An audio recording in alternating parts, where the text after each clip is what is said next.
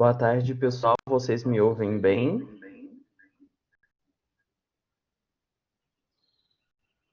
Bom, é uma alegria muito grande, né, estar aqui para apresentar a palestra da Letícia Lovo, porque além de pesquisadora muito competente, membro do Grupo Pari, é uma grande amiga pessoal.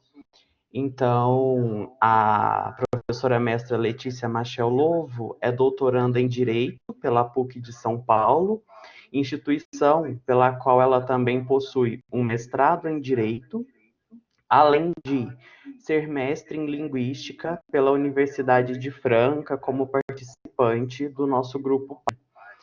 Atualmente, ela é professora titular de Direito Civil e Direito do Consumidor no curso de Direito da Unifran e trabalha como advogada no escritório Louvo Advogados. Atua principalmente nas áreas de direito empresarial, direito civil especializado, código de defesa do consumidor, contratos e arbitragem e é membro do grupo PARE, pesquisa em argumentação e retórica. Lê, então é com grande satisfação que passo a palavra, né? Eu tive o prazer de ler esse texto, tenho certeza que será uma brilhante apresentação e peço que os ouvintes já vão deixando seus comentários no chat para que a gente possa fazer o debate ao final. Letícia, você tem 1 hora para fazer as suas considerações. Boa palestra para você e também para todos nós. Pessoal, boa tarde. Vocês me ouvem?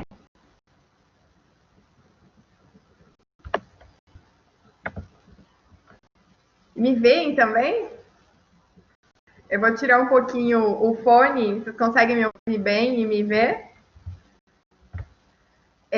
Então, em primeiro lugar, eu queria agradecer a oportunidade. Queria agradecer em nome da professora Maria Flávia. E desde 2015, que foi o ano que eu ingressei no mestrado em Linguística, tem me dado grandes oportunidades e tem basicamente me adotado, né, como uma filha acadêmica, né, Alan, Ticiano, todo mundo que passa pela professora Maria Flávia sabe o quanto ela é gentil e o quanto ela acolhe os seus orientandos.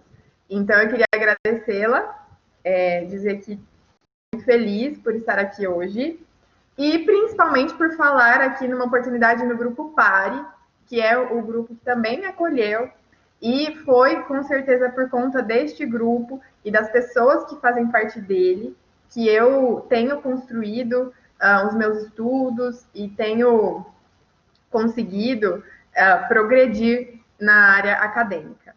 Queria também aproveitar e agradecer ao Alan, que é o nosso moderador de hoje, que é meu amigo pessoal, uma pessoa muito querida, uma pessoa com um coração enorme, uma competência incrível. Eu sempre recorro ao Alan nos momentos em que tem dificuldade. Ele é aquele amigo para todas as horas. Agradecer ao Tiziano também, que recebeu os meus slides, colocou aqui para mim. E agradecer a todos os presentes que estão aqui hoje para ouvir o que o Grupo Pare tem a dizer nesta tarde. Pessoal, eu fiz uma divisão, né, do meu capítulo, vocês já vão entender um pouquinho melhor o porquê do nome dessa palestra de hoje, tá? Que é chamada de A Impermanência das Emoções, Sócrates e a Trajetória das Paixões. Quando eu passo aqui tentando passar. Ti, se você consegue passar para o próximo? Consigo sim, né?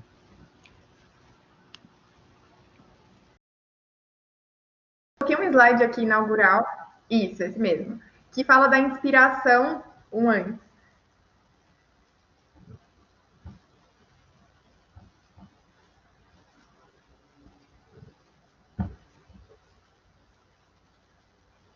É esse ou mais um?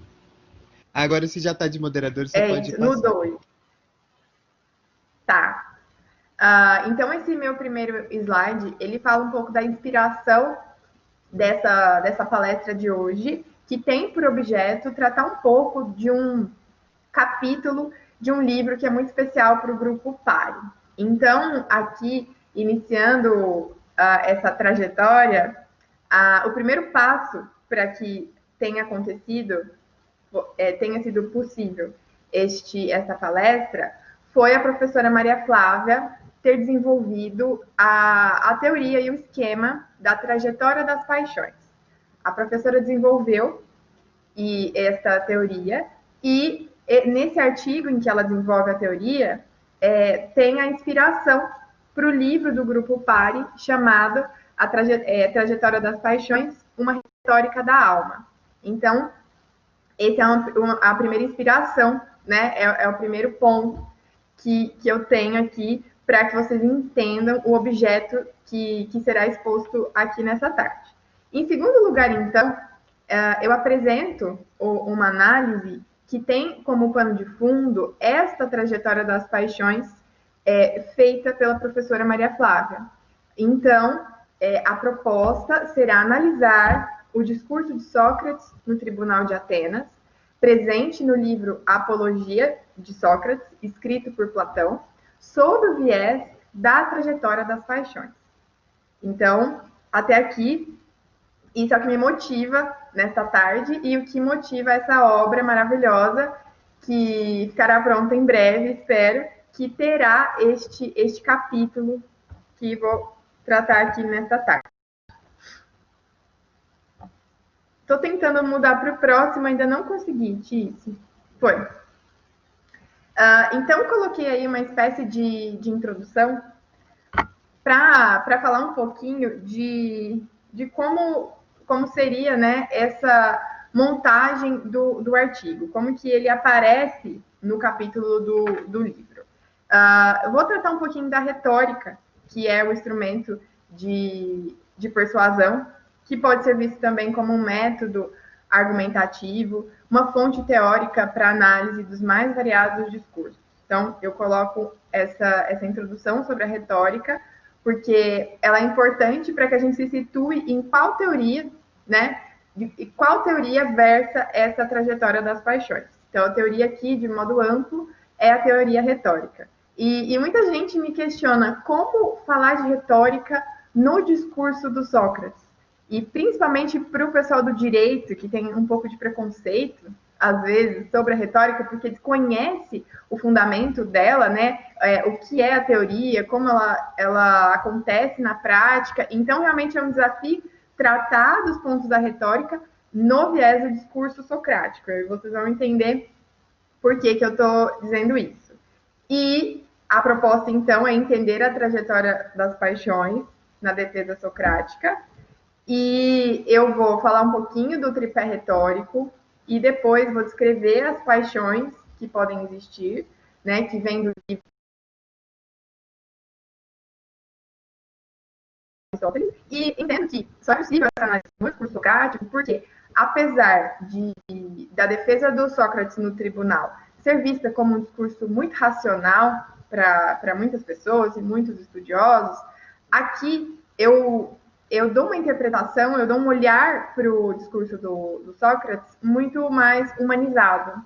E quando eu consigo atingir a humanidade no discurso dele, eu entro no campo das paixões e dos sentimentos que ele expressa quando faz sua defesa no Tribunal de Atenas. E aqui é importante mencionar um outro recorte dessa pesquisa que versa sobre o seguinte: o ponto que eu analisei diz respeito ao momento em que o Sócrates já sabe que foi condenado à morte.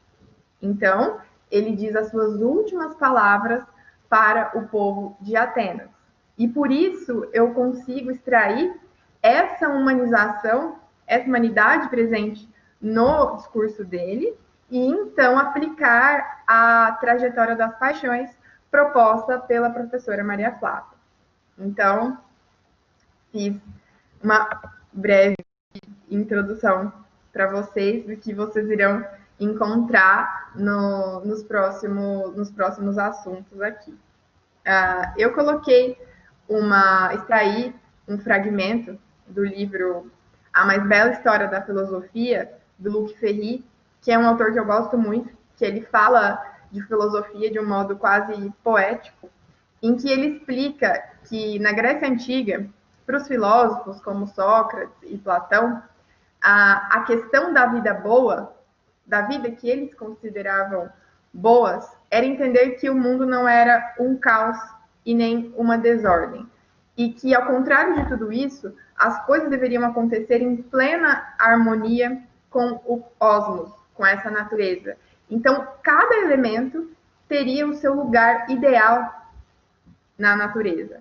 E por isso, voltando aqui um pouco a falar sobre o Sócrates, o discurso dele foi tão estudado, é tão estudado ainda, e realmente esse discurso dele que fez com que ele fosse condenado à morte.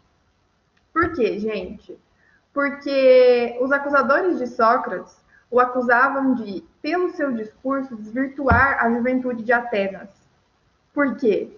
Porque Sócrates tinha por objeto provocar que as pessoas pensassem de modo racional e que não ficassem apenas sujeitas ao campo da emoção e sujeitas às questões divinas, das divindades, dos deuses. Sócrates sugeria, portanto, que o homem fosse capaz de pensar, fosse capaz de dialogar de modo sistemático. Então, por isso, esse discurso foi escolhido e é estudado no mundo inteiro até hoje.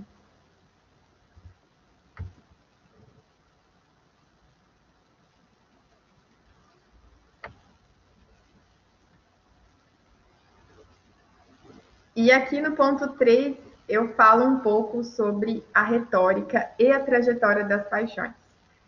No plano geral, o discurso retórico, a retórica, é dividida em 3 eixos, né, que formam um tripé retórico, conhecidos como ethos, logos e pathos. O ethos representando o caráter do orador, o logos representando o discurso, né, aquele discurso centrado, racional, e o pathos representa as emoções do auditório. Ou seja, a retórica a trajetória das paixões, ela existe no campo do pathos, tá? No campo do pathos. Ou seja, ela vai tratar da emoção, ela vai tratar da disponibilidade afetiva que esse indivíduo tem, ou porque escutou um discurso e sentiu persuasão, sentiu emoção, ou porque escutou alguma coisa e teve que fazer o seu discurso, proferir um discurso depois de ter ouvido algo ou lido alguma coisa. Nesse sentido. Tá, gente? Então, fazendo uma breve retomada de novo, aqui será analisado o campo das paixões, das emoções. Eu vou pensar o produto emoção no discurso do Sócrates. E isso é um desafio, porque em outras análises que eu já fiz, eu concluí que o discurso dele era proeminentemente pautado pelo logos. Só que nesse viés, usando a trajetória das paixões, eu pude perceber que existe muito, sim, o elemento afetivo e sensível por parte dele. Mas antes de ingressar propriamente no discurso do Sócrates, eu vou tentar explicar sobre essa teoria, esse esquema criado pela professora, chamado Trajetória das Paixões. E aqui eu peço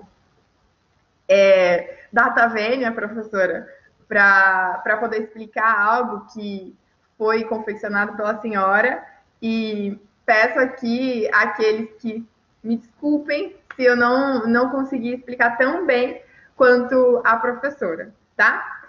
Então, a professora Maria Flávia, quando ela faz o esquema da trajetória das paixões, ela cria 5 etapas para que essa trajetória aconteça. De que forma? Para ela, o primeiro elemento que acontece é a disponibilidade. E ela ensina que essa palavra disponibilidade existe para que esse sujeito tenha disponibilidade mesmo para determinado discurso persuasivo. É preciso que este indivíduo ele tenha elementos, ele tenha um terreno emocional aberto, disponível para sentir essas emoções. Certo, gente? Então, eu entendo que no campo da disponibilidade, é preciso que a porta esteja aberta. Em um exemplo bem assim, simplório, que a porta esteja aberta para que as emoções possam se aflorar, né? Que o auditório tenha, portanto, essa disponibilidade afetiva colocada pela professora. E como ela muito bem descreve, a trajetória das paixões, ela se inicia, ela recebe um aval para acontecer por conta dessa possibilidade, disponibilidade afetiva do indivíduo, e só assim, só com esse start, só com essa porta aberta, que as demais características poderão ocorrer. Então, primeiro ponto, a disponibilidade. E é importante, pessoal, que vocês memorizem esses pontos, porque quando eu trouxer o discurso do Sócrates, eu vou analisar ponto a ponto desse que eu contei para vocês agora, para que a trajetória das paixões faça sentido na fala dele. Então, primeiro ponto, disponibilidade, porta aberta. O indivíduo estará passível, com terreno emocional pronto para receber aquele discurso. Então, esse é o primeiro ponto colocado pela professora. Gente, estou esperando. Pronto. O segundo estágio é a identificação. Aqui há um aspecto primordial do processo persuasivo, sem o qual nenhum dos passos subsequentes seriam possíveis. Ou seja, o auditório ele precisa se sensibilizar com o discurso. Claro que para ele se sensibilizar, previamente tem que ter havido essa abertura para isso. Então, depois que ele escuta nesse terreno aberto, ele se identifica com esse discurso. Ou seja, ele começa a se sensibilizar, começa a existir uma questão afetiva por conta do que foi dito. O terceiro estágio, a professora coloca que ocorre em decorrência de processos identitários. E por isso é chamado de alteração psicofísica. Porque essas paixões que o auditório sentiu, elas irão se manifestar. De que forma? Atingem o corpo, o interpela, o conduz, certo? Com a mente a uma mudança de julgamento. Ou seja, foi tão importante essa identificação que o auditório sente, que o sujeito sente, que fica nítida essa alteração psicofísica, de que realmente ele se move, né, em função daquilo que ele escutou, internalizou e realmente foi um instrumento para ativar as suas emoções.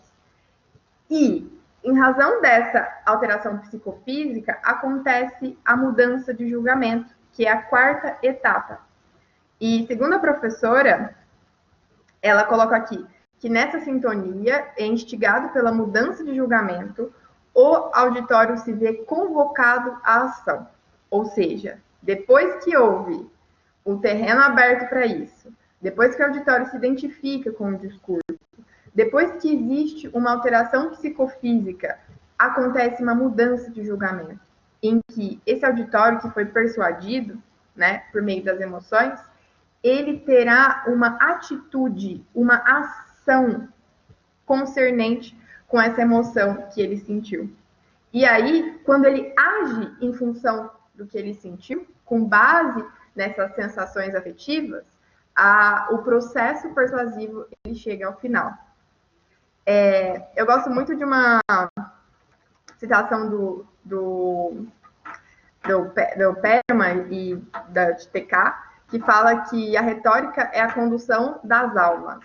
E entendo que no momento em que a persuasão acontece, o orador ele consegue conduzir as almas. No caso da trajetória das paixões, ele conduz essas almas do auditório por meio do seu campo afetivo. O que ele vai gerar nesse auditório? Sensibilidade, raiva, inveja, desgosto, né? Amor, benevolência.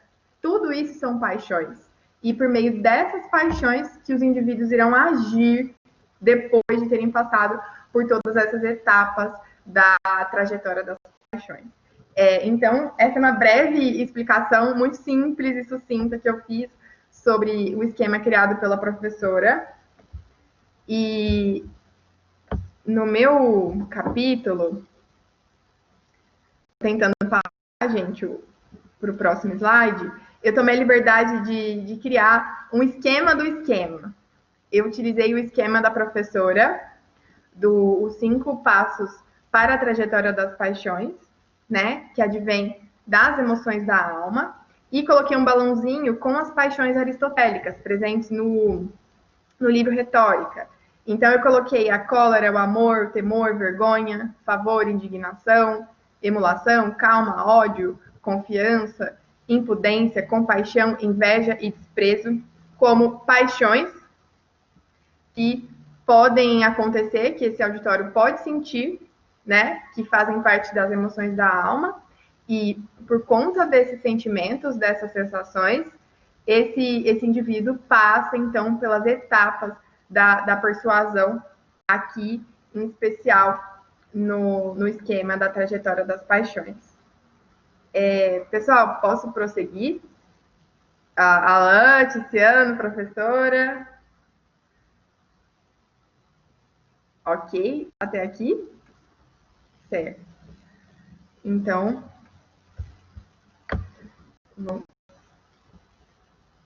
ele demora um pouquinho para mudar para mim. Certo. Aí eu entro para falar do Platão, da apologia, do Sócrates e da trajetória das paixões. Gente, eu sou suspeita a dizer, porque eu gosto muito desse assunto. E quando eu entendi que a Apologia de Sócrates era um livro que me abriria vários vieses de interpretação, eu já usei a apologia para algumas coisas. E vou contar aqui para vocês um pouco do que esse livro significa na minha vida acadêmica e do porquê essa escolha, né? Então, o Platão, a maioria das obras dele é feita em formato de diálogo e a grande maioria das obras tem o Sócrates como um dos oradores. Então, essa é uma marca registrada do Platão.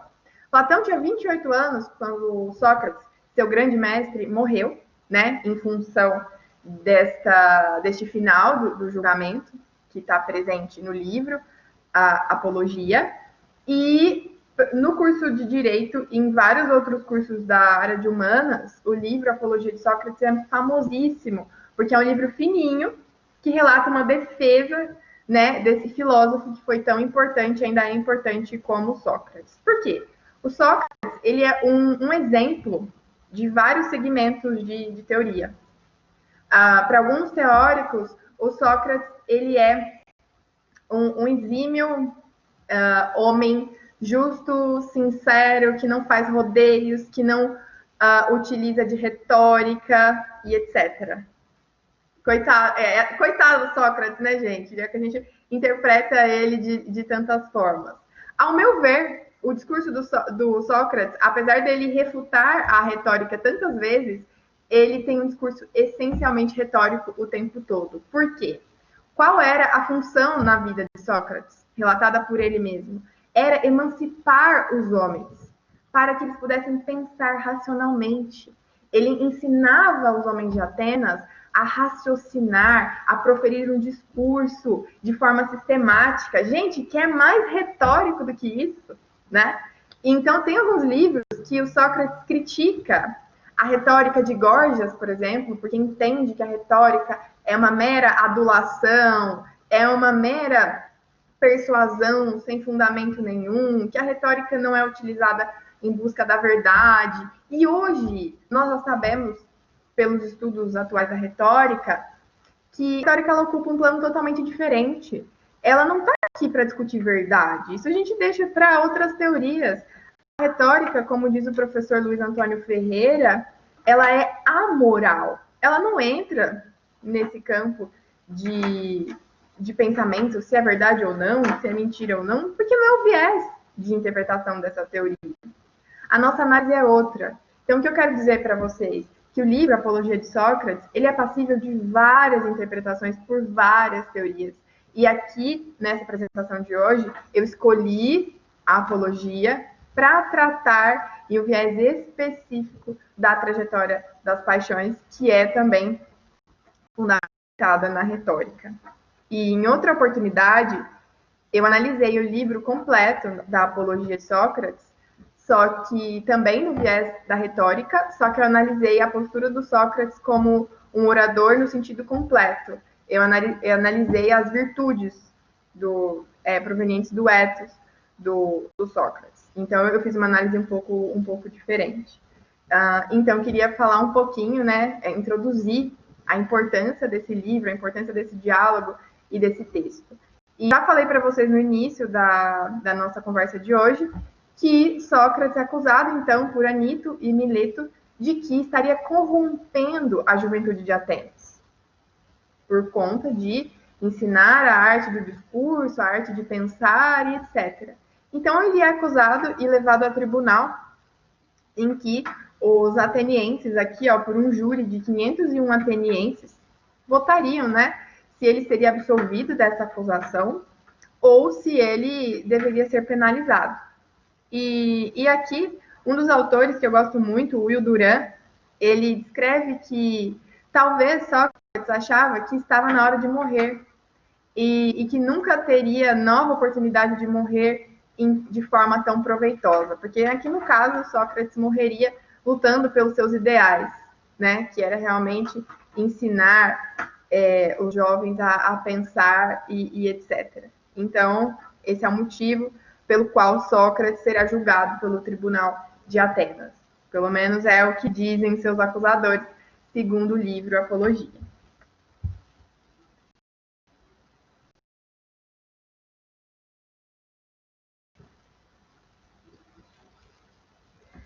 Aqui eu coloquei mais um fragmento do livro do Luc Ferry, que ele diz: segundo Platão, o mundo é, portanto, inteligível pela alma, antes que se encarne, e pelo filósofo que, tendo se libertado das ilusões dos sentidos ou das convenções, pode completar a harmonia do mundo, tanto quanto as ideias que dela não dão conta, pois se trata, na verdade, da mesma coisa. Eu acho legal essa citação do Ferry, que ele fala do entendimento do Platão, porque aqui o filósofo se despe, no caso, se a gente fosse interpretar no caso do Sócrates, no momento que ele fica sabendo da sua morte, ele se despe um pouco desse seu ethos de filósofo, desse seu ethos de racional, desse ethos de proferir os discursos pautados apenas na ponderação e na racionalidade. Eu interpreto e entendo que no momento que Sócrates fica sabendo que realmente foi condenado, ele passa pela trajetória das paixões. Ele abre um terreno e uma disponibilidade para o campo afetivo.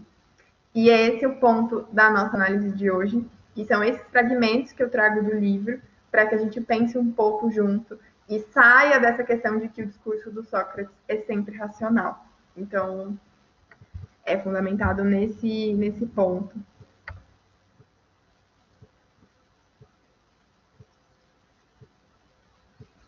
Então, eu trago o primeiro trecho do livro não, da nossa análise de hoje para a gente fazer a leitura. Lembrando, gente, que esses trechos são depois que o Sócrates já sabe que foi condenado, tá? Ele já foi condenado à morte, a votação entre os atenienses foi apertada, ele já fez uma defesa, tá? No livro da Apologia tem toda essa defesa, e agora ele já sabe que morrerá. E ele diz o seguinte: deveis também, senhores juízes, considerar a morte como esperança, tendo em mente a seguinte verdade, ou seja, que um homem bom não pode ser atingido por nenhum mal na vida ou após a morte, e que suas ações não são negligenciadas pelos deuses. Assim, igualmente, isso que aconteceu a mim não aconteceu por acaso. Vejo com clareza que é melhor para mim morrer agora e livrar-me de transtornos. Então, o Sócrates, conhecido por ser um orador extremamente racional, no momento em que ele sabe do seu destino, que será a morte, que já está decidido que o tribunal e os jurados votaram pela sua condenação, ele abre, então, terreno para as emoções. Ele torna-se disponível, suscetível às paixões. E como que eu identifico isso nesse fragmento do texto? Porque ele se volta para os jurados que o condenaram e convida eles a inverterem o valor da morte. Porque para ele, então, nesse momento, a morte poderia ser visto como esperança. E que talvez esse destino, né, como ele diz, não seria negligenciado pelos deuses e que morrer poderia livrá-lo de transtornos. Então, eu percebo o seguinte, que ele entende o seu fim trágico, mas ele não deixa de provocar também o auditório em dois momentos. Provocar a pensar o seguinte: bom, então talvez a morte não seja tão ruim, porque pode se transformar em esperança. Mas quando ele fala que talvez morrer agora possa livrá-lo de transtornos, eu entendo que aí ele tenha sido até um pouco irônico, porque ele não tem só a paixão da tristeza, não acho que ele se sente triste por morrer. Eu acho que ele sente um pouco de inconformismo, às vezes até um pouco de desprezo pelo auditório, no caso aí pelos jurados. Então, por isso, Sócrates abre o terreno para a disponibilidade, que é a primeira etapa da trajetória das paixões.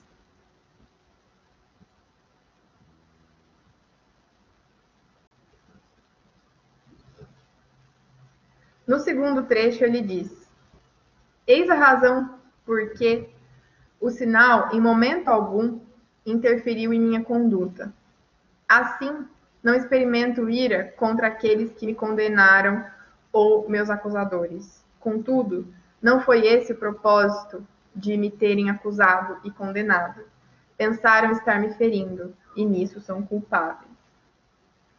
Gente, toda vez que eu leio esse livro, e toda vez que eu retiro esses fragmentos, em especial os que eu escolhi aqui para essa análise, eu percebo o tanto que o discurso do Platão, ele é totalmente afetivo, ele é totalmente sensível às emoções.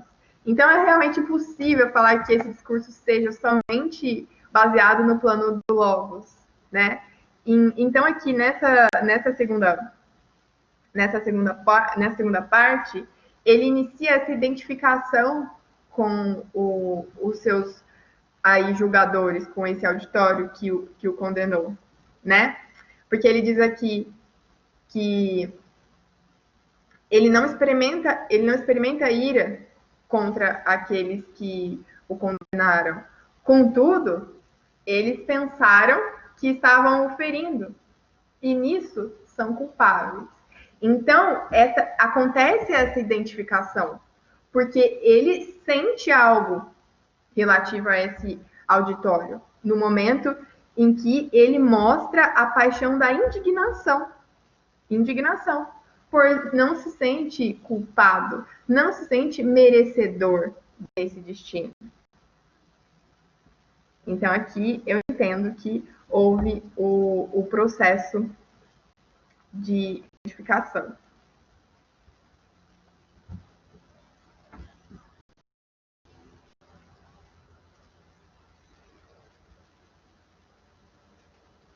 No trecho 3, diz o seguinte: tudo que peço a eles é o seguinte. Isso ele pede para o povo de Atenas, tá? E para os seus julgadores que o condenaram à morte. Quando meus filhos crescerem, senhores, puni-os, causando-lhes os mesmos transtornos que causei a vós. Se vos parecer que se importam mais com dinheiro ou qualquer outra coisa do que com a virtude, e se pensarem que são pessoas de importância quando não são, censurai-os como vos censurei. Por não se importarem com o que deviam se importar, e pensam que se transformaram em pessoas dignas, quando não são dignos de nada. Se assim agirdes, terei sido tratado justamente por vós, o mesmo tendo ocorrido com meus filhos. Aqui eu entendo uma alteração psicofísica por parte do Sócrates e também uma mudança de julgamento. Por quê? Ele devolve para a plateia o problema, né? Ele devolve no seguinte sentido, que ele não refuta absolutamente nada do que ele foi durante a vida toda. E ele entende que se os seus filhos forem educados dessa forma, ok que ele morra. Então foi justo que ele morresse em função desses ideais. E aqui a questão da mudança de julgamento também. Por quê? Porque para ele, se os filhos forem tratados, né, dessa forma, terá sido justo o tratamento que os filhos receberem, e ele também recebeu. Gente, aqui é um ponto importante do discurso do Sócrates, porque embora seja um texto escrito, né, então eu não consigo mensurar como foi a fala dele, o som da fala, né, se essa alteração passou pelo som da fala, se ele se mostrou ansioso, mas pela forma como Platão escreve no diálogo, dá para a gente perceber que ele muda, assim, que existe uma alteração, porque ele parte de outro estágio, né? Ele pensa numa experiência de dor e também de prazer. Por quê? Dor, porque ele está tendo que ir embora, mas um prazer que, se ele ter ido embora em função de todos os ideais dele, mesmo com a morte, os filhos consigam, né, crescer com os mesmos ideais que ele tentou, que ele lutou a vida inteira para colocar no povo de Atenas. Então, entendo que essa mudança de julgamento tenha ocorrido daí, em que ele mistura essa questão de dor e prazer, justamente por ter movido o seu discurso em função desse campo afetivo e em função das paixões. Nesse momento do discurso dele, pessoal, é a primeira hora, é a única hora que ele fala os seus filhos. Então, ele parte, sem dúvida, para uma parte muito mais afetiva do que antes, quando ele ainda não sabia da sua morte.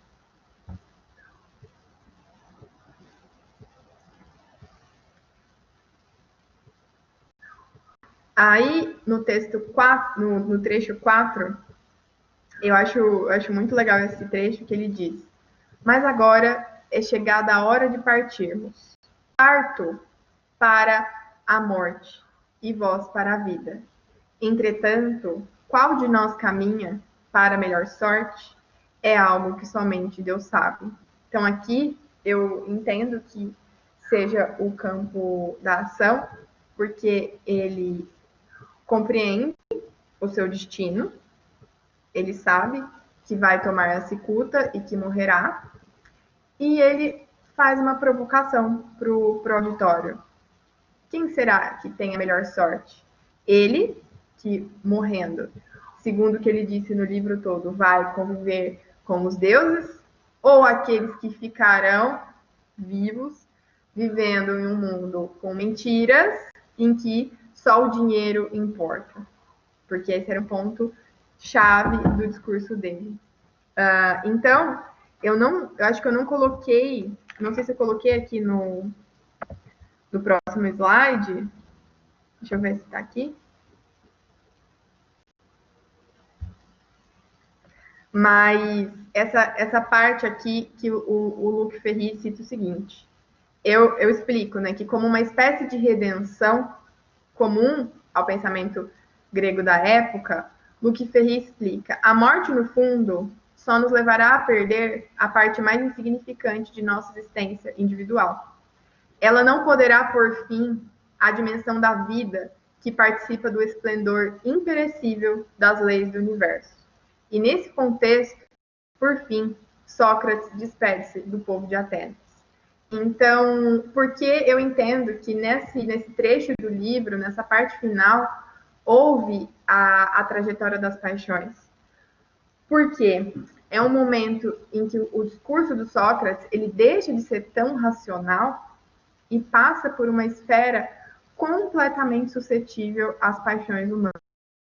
Em várias partes, ele se deixa levar ele se deixa levar por estar inconformado com o desfecho, né? Eu acho que em alguns momentos ele tem até uma cólera por parte aí dos seus acusadores, tanto que em algumas partes ele se mostra irônico e termina dizendo que talvez a morte não seja tão ruim assim, que como explica o Luc Ferry, para o pensamento grego da época, as leis do universo eram imperecíveis e a morte ela não ceifava esse tipo de lei e poderia ser até mesmo insignificante, tendo em vista que para uma pessoa como Sócrates haveriam situações depois da morte. A morte não seria o fim da vida. Então seria nesse sentido.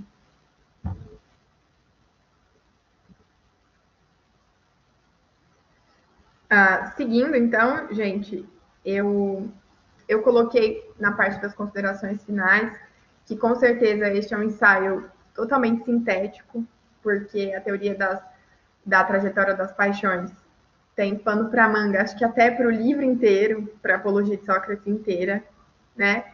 Coloco também um pouco do que o Luc Ferry ensina sobre a partida, né? Que no caso seria a morte, que para os gregos não seria vista como algo essencialmente ruim, ainda mais para o Sócrates, que morre em função dos seus ideais, que ele não nega durante toda a vida.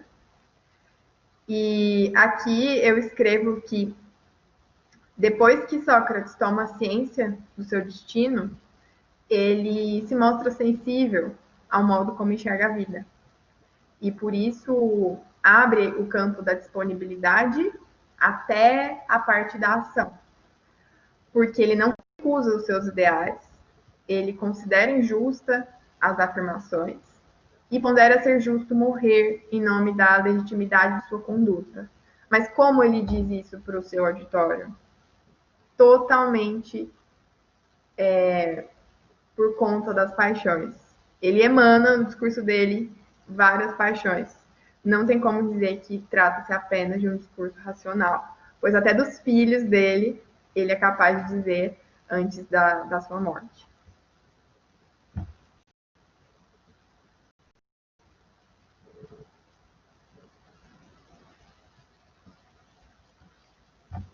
E aqui, gente, eu trouxe as referências que eu utilizei para fazer o capítulo e para construir tudo isso que eu disse para vocês hoje. Lembrando que é um assunto complexo, que eu tentei simplificar da melhor maneira possível.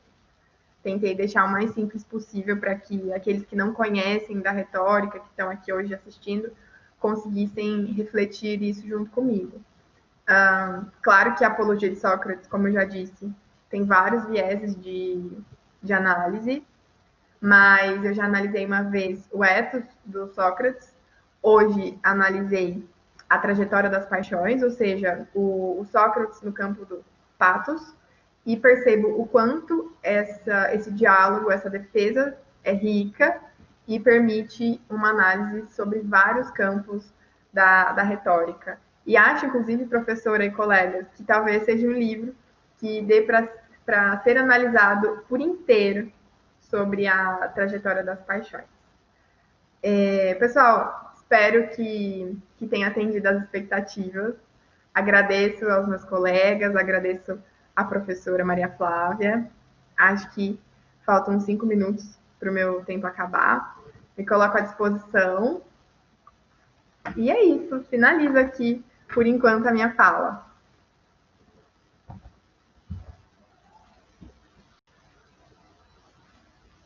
Obrigada.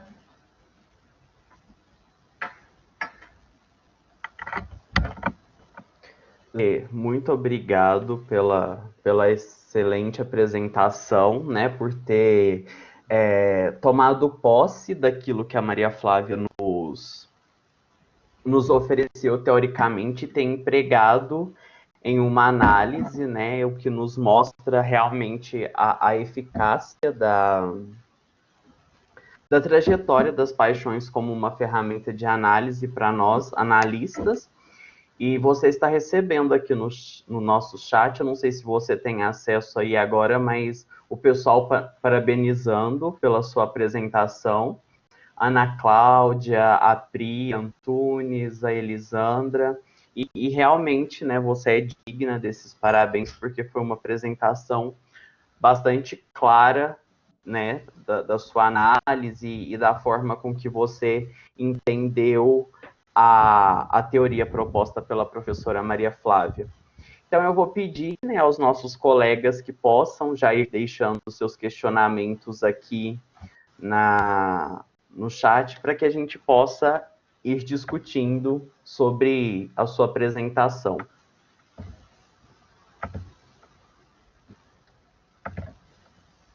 A Anelisa Carmo de Castro está dizendo, te dando os parabéns, né, e dizendo, doutora Letícia, achei a palestra incrível, abriu um outro viés de pensamento, já li o livro e nunca tinha visto dessa forma. Sou leiga no assunto, mas entendi o ponto e a trajetória das paixões. Muito bom. O Márcio de Lima também está dizendo parabéns, muito esclarecedora a sua visão sobre o assunto. E aí eu também convido o pessoal que queira fazer seus comentários sobre a apresentação, que se sintam à vontade para abrir o microfone e poder falar diretamente com a professora mestra Letícia, caso o queiram. Bem, eu propus, né, ao ler seu texto, um questionamento. Então, enquanto o pessoal não se manifesta, eu vou trazê-lo para discussão, porque eu gostaria muito de te ouvir sobre o que eu me propus a questionar. Primeiro, porque realmente eu quero ouvir a sua opinião a esse respeito, e depois também porque eu formulei uma questão que já vai preparando o terreno para aquilo que eu vou falar amanhã na minha palestra, né? Então já vamos deixando o pessoal aí mais ou menos nos ânimos. Mas eu posso começar o meu questionamento? Você quer fazer algum apontamento antes? Pode começar, Alan. No seu texto e também aqui na apresentação, você levanta um questionamento, e esse questionamento é: como associar a defesa de Sócrates com a trajetória das paixões? No texto, você automaticamente responde que o ponto-chave é compreender de que forma os diálogos platônicos interpretavam o mundo e a existência humana. Muito bem. Daqui de onde eu te citei, eu levanto o meu questionamento, que ele é subdividido, ele tem duas partes. A primeira parte é: por que a forma de interpretação do mundo e da existência humana, nesse caso manifestada no diálogo platônico, constitui o elo entre esse discurso, né, que você analisou, e a trajetória das paixões formulada pela professora Maria Flávia? Quando você terminar de anotar, você me diz e eu faço a segunda parte. Pode falar. E a segunda parte é: por que as interpretações, e aí eu estou dizendo as interpretações em geral, né, aquelas que são feitas por todos, mas nesse caso da sua análise aplatônica, está vinculado ao estado de impermanência que você traz no título. Então vai ser um prazer te ouvir responder sobre esses questionamentos. Eu vou fechar meu microfone só para não termos eco enquanto você fala.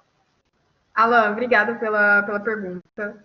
Seu questionamento, ele é assim, sabe o clímax do meu texto? Só você mesmo deve ter feito uma leitura muito minuciosa para ter me feito essas duas perguntas. Então, obrigada. Pelo seu questionamento, eu já sei que você leu o meu texto com muito carinho e não imaginaria diferente disso.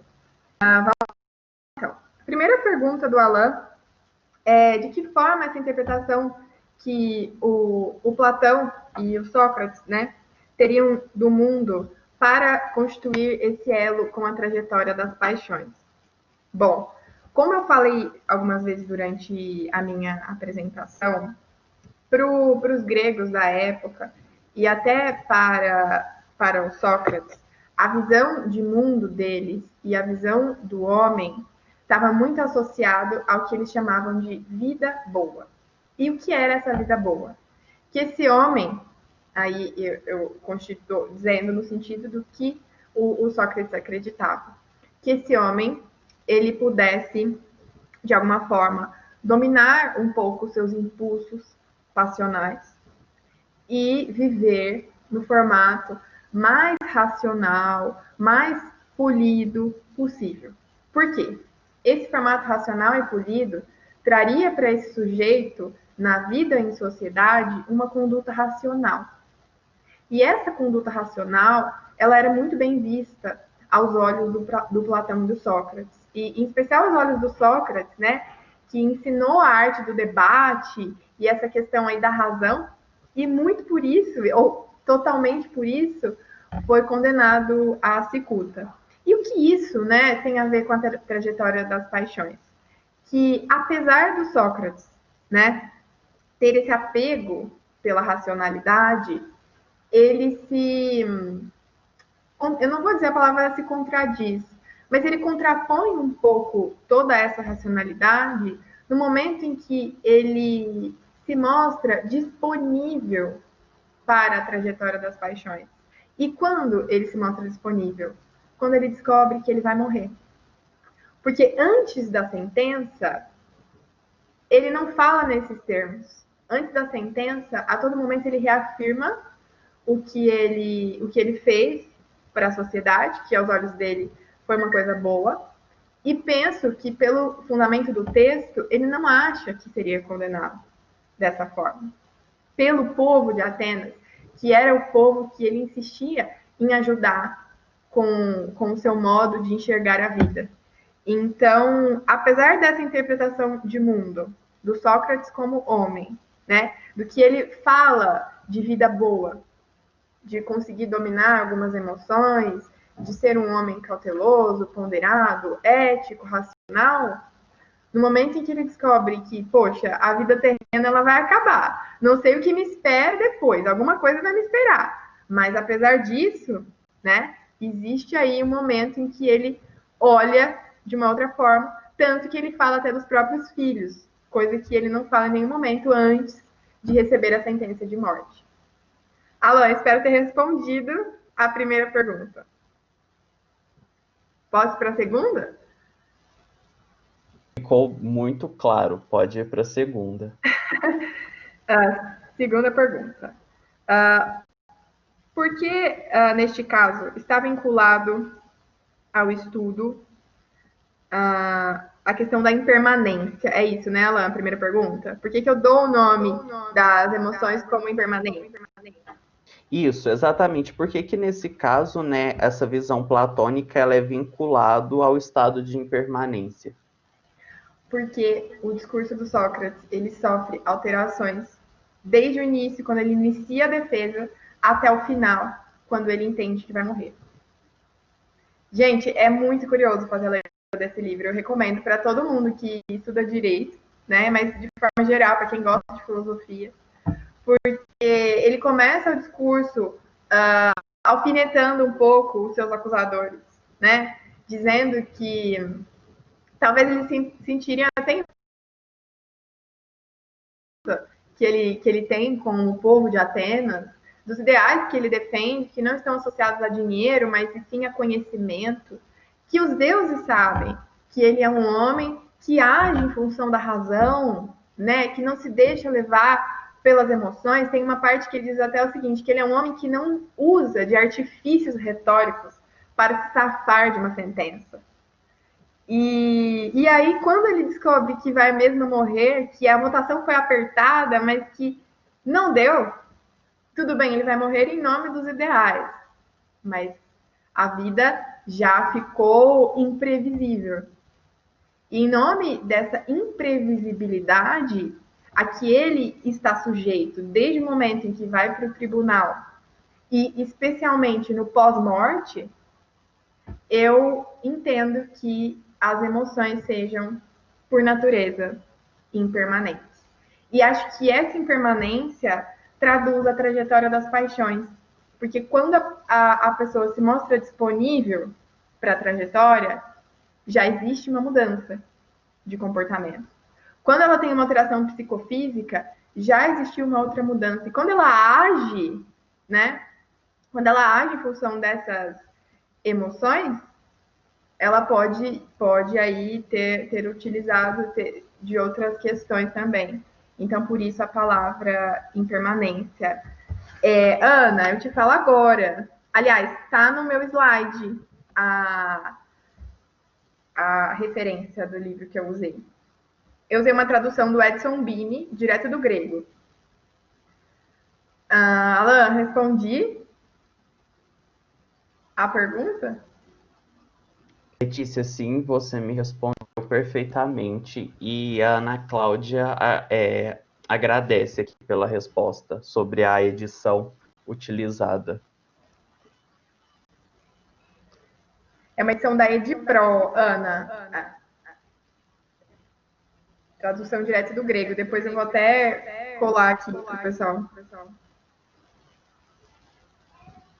Bem, já que o pessoal não levantou mais nenhum questionamento, eu vou aproveitar que não é sempre que nós temos uma advogada tão à disposição e vou fazer mais um questionamento que eu preparei enquanto você apresentava.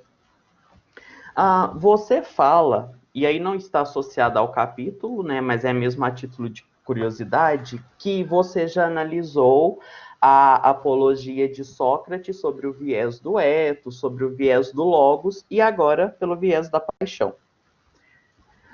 E você fala que o pessoal tende a interpretar o discurso do Platão, principalmente no Apologia de Sócrates, como um discurso mais aí ligado, né, ao logo e à lógica, mas que nesse momento você percebe que ele é muito emocional. Pensando nisso, eu estava pensando em como ele tinha, né, suas estratégias de oralidade, no caso, e depois isso foi trazido para a escrita, esse domínio sobre o uso das palavras de uma forma que elas parecessem ser neutras e escondessem a subjetividade do orador. Mas que, se a gente for analisar mais a fundo, a gente percebe que essas emoções estão escondidas na lógica das palavras. E eu gostaria de te ouvir um pouquinho sobre, então, como você acredita que a trajetória das paixões constitui uma ferramenta para a análise desses discursos que, no senso comum, são tidos como livres das paixões ou completamente lógicos, e até mesmo para uma questão linguística, né, que afirma que alguns discursos são, principalmente, alguns discursos têm distanciamento da subjetividade do autor ou do orador. Então, fala para a gente um pouquinho sobre essa questão. Alan, é muito curioso, porque quando eu fiz minha primeira análise sobre apologia, eu busquei muitos livros de filosofia pura, em que me deram, né, quem que é o Sócrates homem, né, e não aquele descrito pelo Platão no livro. Porque o livro é um diálogo platônico, antes de tudo. Então, eu busquei muita referência para conhecer, né, quem foi o Sócrates, de fato. E, olha, a grande maioria dos livros, e dos livros com boas referências que eu consultei, livros tradicionais, respeitados, eles diziam o seguinte, que três estilos, características, são próprias do Sócrates. A primeira característica seria a construção racional do discurso, ou pelo menos ele queria, né, que assim fosse. E o segundo, o uso da ironia nas respostas e a refutação, certo? Então, esses 3 elementos eu encontrei em basicamente quase 100% dos livros de filosofia pura que eu consultei para entender um pouco sobre a lógica do Sócrates. Então, para os analistas da vida do Sócrates e do discurso socrático impresso nas obras do Platão, Sócrates agia, então, em 3 termos. Nos termos racionais, agia com ironia na fala e tentava refutar, né, o que o seu adversário disse. E quando eu fiz essa leitura sobre o viés da trajetória das paixões, eu percebi que a ironia que ele coloca no discurso, que a gente viu em alguns trechos de hoje, ela tem um fundo, um viés muito afetivo e passional, sim. Ela ocupa, sim, o campo do pathos e da eunoia como uma virtude, né? Quando eu fiz análise do ethos, do discurso, da análise ética do discurso do Sócrates, a virtude que mais apareceu foi a de frônesis, porque se a gente consulta o livro realmente, mas a virtude de frônesis, ela não é tão acima das demais. Inclusive, sobre a eunoia, que representa o pathos. Então, assim, na primeira análise que eu fiz no mestrado em Direito, eu já sabia que existia muito viés, muita experiência sobre o pathos no discurso do Sócrates. Não era mais proeminente, mas ela existia e bastante. E hoje, depois, usando o esquema da professora, a teoria da professora Maria Flávia, eu percebo que até essa ironia, que é característica do discurso dele, é carregada muitas vezes das paixões. Então, acho que é isso. Lê, o Tiziano acabou de erguer a mão, eu acredito que ele queira te fazer um questionamento, então, Tice, pode ficar à vontade caso você queira abrir o microfone, a câmera e fazer seu questionamento diretamente para Lê. Obrigado, Alan. Aí já um pouco mais nesse sentido da pergunta do Alan. Diversos filósofos mais atuais, né, contemporâneos, incluindo aí até o próprio Perelman, entre outros, né, que, por exemplo, que escreveu o erro de Descartes, etc., já apontam para essa questão de que não dá muito para a gente ter friamente e separadamente um discurso totalmente racional de um discurso totalmente passional, né? Como se essas instâncias elas não se chocassem, mas na verdade elas se chocam o tempo todo. E aí a minha pergunta para você é nesse sentido mesmo, não só ali no discurso que você fez, mas você acha que dá para a gente pensar em um discurso totalmente racional ou totalmente passional?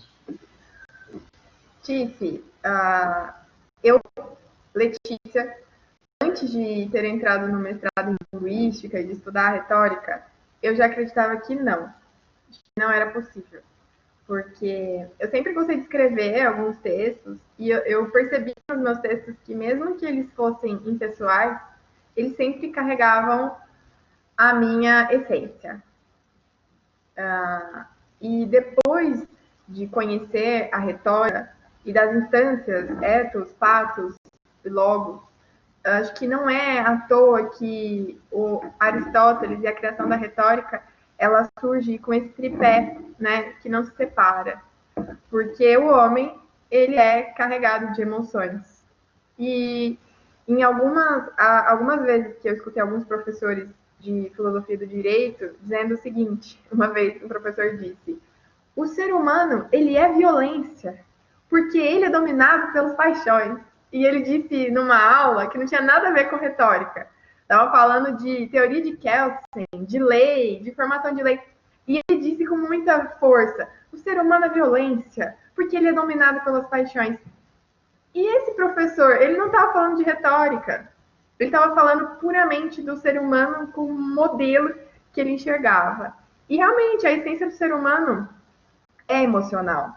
Porque mesmo quando a gente age no campo da razão, para agir com razão, ou tentar pelo menos, né, agir por meio de uma ponderação, de uma reflexão, nós passamos pelo campo da emoção primeiro. De alguma forma, tentamos filtrar essa emoção, entender um pouco, refletir. E aí podemos até tomar uma atitude ponderada, né? Mas é impossível falar do ser humano sem tratar das emoções. É o que eu penso.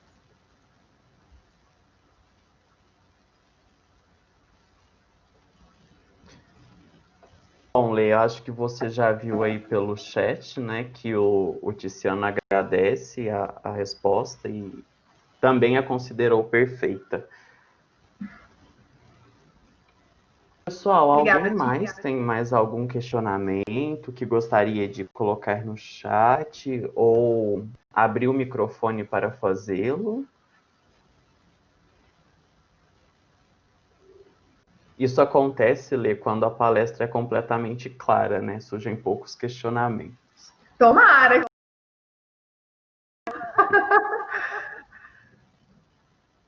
Gente, como é difícil falar da teoria das paixões para a professora Maria Flávia. Meu Deus, eu já começo a ter batedeira. Lê, a Flávia Paula fala aqui para você, doutora Letícia, dona de uma didática doce e clara, parabéns. São as paixões que o seu discurso nos causou. Oi, Letícia. Vou pegar a sua batedeira aí, né? Porque toda vez que o corpo é acometido, ele espera uma resposta, ou provoca uma resposta no mundo, né? Você está de parabéns pela sua exposição de hoje. Eu queria comentar com você que eu acho que a linguística, como você reconhece, né? Ela foi um marco na sua vida, né? Você poderia ser uma pessoa que pudesse ter ficado apenas no direito, né? Fez direito, depois fazer o seu mestrado em direito que você fez, agora fazer o doutorado em direito, e você seria uma pessoa. Mas, nesse meio do caminho, você encontrou a linguística, né? Você até teve muita dificuldade de lidar com a linguística no começo, e depois você entendeu, né? Você entendeu por que a linguística entrou na sua vida, aí você entendeu a retórica, e você pôde fazer um casamento perfeito da retórica com o direito, né? E o que eu queria te dizer que você sempre mantenha esse seu vínculo, né, com a linguística, porque eu vejo que dentro desse seu crescimento profissional, que é muito bonito de assistir, né? Essa didática clara e doce, como a Flávia Paula disse aqui. É exatamente assim, você tem muita didática, você tem muita doçura para transmitir. E eu vejo assim que a retórica e a linguística constituem essa professora que você se tornou, né? Então, eu espero que você sempre esteja ligada a nós, né? E que você sempre possa beber dessa fonte que te alimenta tanto e que você traz tanto de volta, né? Que você retribui para nós. Meus parabéns, viu? Oi, gente, fiquei emocionada. Alan, podia ficar emocionada na palestra? Claro, Obrigada, doutora. afinal estamos falando sobre as paixões, não é? Justo. Obrigada, gente, de coração. Obrigada, professora. Professora Maria Flávia é a doçura em pessoa. Até quando ela quer ficar brava, ela é doce. Então, ela tem o dom mesmo de emocionar. Obrigada, viu, gente? Obrigada mesmo.